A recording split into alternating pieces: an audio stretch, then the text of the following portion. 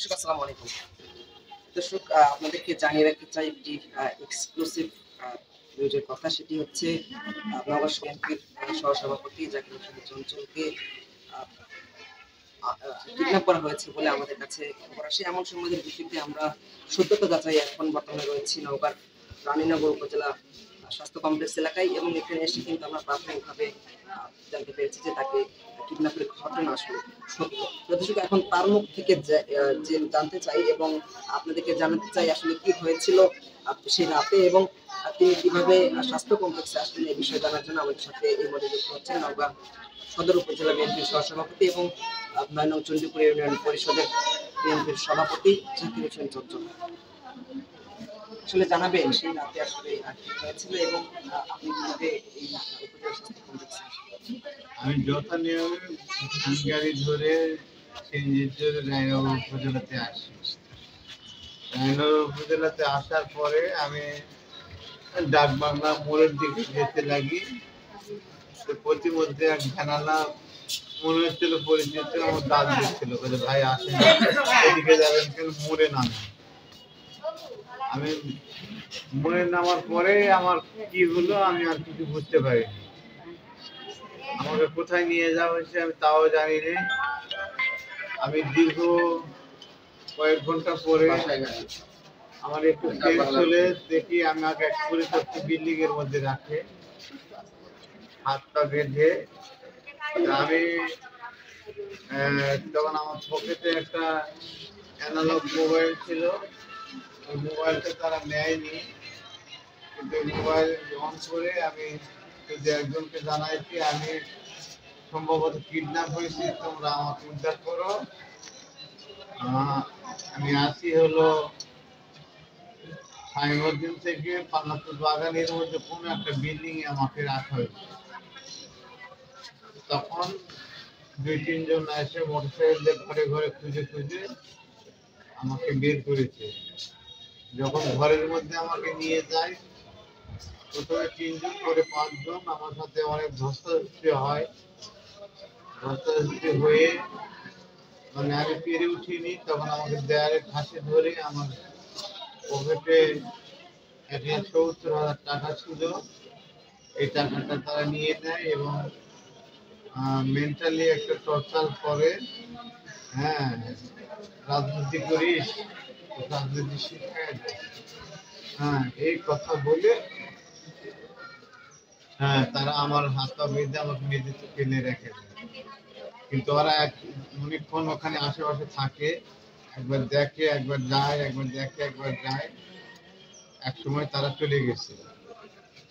পরবর্তীতে আমি একাই ওখানে, শিয়াল আসে যখন আমার পাশে পাশে ঘুরতেছিল, আমার ভয় লাগতেছিল, মাঝে মাঝে সেন্স হচ্ছিল।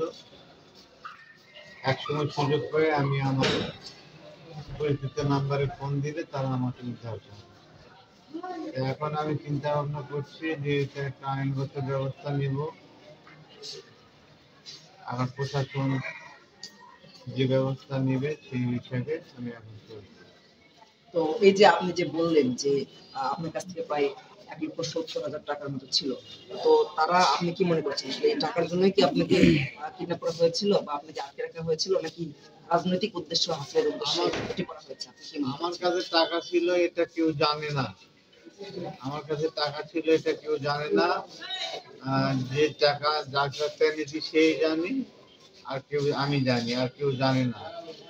তাদের অন্য একটা অসৎ উদ্দেশ্য হয়তো ছিল, সেই অসৎ উদ্দেশ্য বাস্তবায়ন করতে গিয়ে আমার কাছে টাকা হয়তো টাকাগুলো নিয়ে নিত।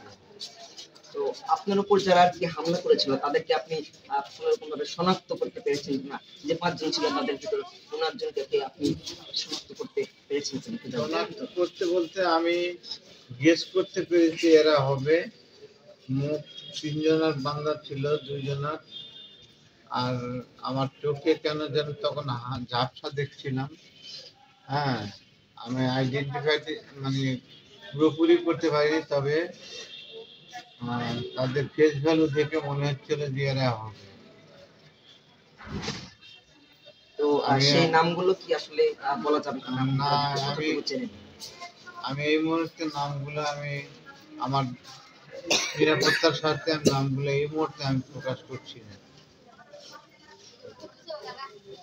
জি, তো এই মুহূর্তে আসলে আপনি দর্শক যেমনটি শুনলেন একজন ইউনিয়ন বিএনপির সভাপতি এবং আপনার সদর উপজেলা বিএনপির সহসভাপতি হিসেবে দায়িত্ব পালন করা একজন ঘটনা ঘটনা ঘটেছে, যদিও তিনি কিন্তু আসলে একটি ব্যবসার সঙ্গে সংযুক্ত বলে আমরা জেনেছি এবং তার একটি ব্যবসায়িক প্রতিষ্ঠান রয়েছে। সে জায়গাতে এসে রাতের বেলায় আসলে তার যে অভিযোগ যে তার নিজ কর্মস্থল থেকে রানীনগর আসার পর তাকে আসলে কিডন্যাপ করে নেয় একটি চক্র এবং সেখান থেকে তিনি সকালেই রানীনগর উপজেলা স্বাস্থ্য কমপ্লেক্সে ভর্তি হন এবং যারা শুভাকাঙ্ক্ষীরা রয়েছেন তাদের নাম্বারে ফোন করে আসলে তার ফোন করলে তাকে তারা উদ্ধার করে উপজেলা স্বাস্থ্য কমপ্লেক্সে নিয়ে আসে।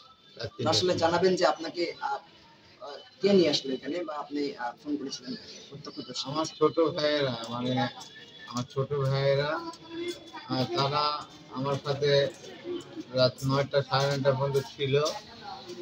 ডায়াল লিস্টে তাদের নাম্বারে প্রথম পাই, তাদেরকে আমি জানাইছি আগে।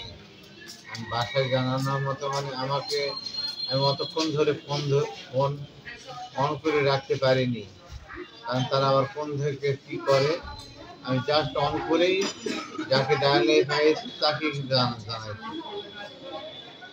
প্রিয় দর্শক, যেমনটি শুনছিলেন, প্রিয় দর্শক আপনাদেরকে আরেকটি কথা জানিয়ে রাখতে চাই, এই রুটে কিন্তু আসলে ডাকাতির যে ঘটনা সেটি কিন্তু কিছুদিন আগে কবির ঢাকা প্রাঙ্গণে কিন্তু একটা ডাকাতির ঘটনা ঘটেছিল এবং এখন প্রশ্ন হলো এটি আসলে পরিকল্পিত ডাকাতি নাকি রাজনৈতিক উদ্দেশ্য হাসিলের অপচেষ্টা, সেটি এখন দেখার পালা।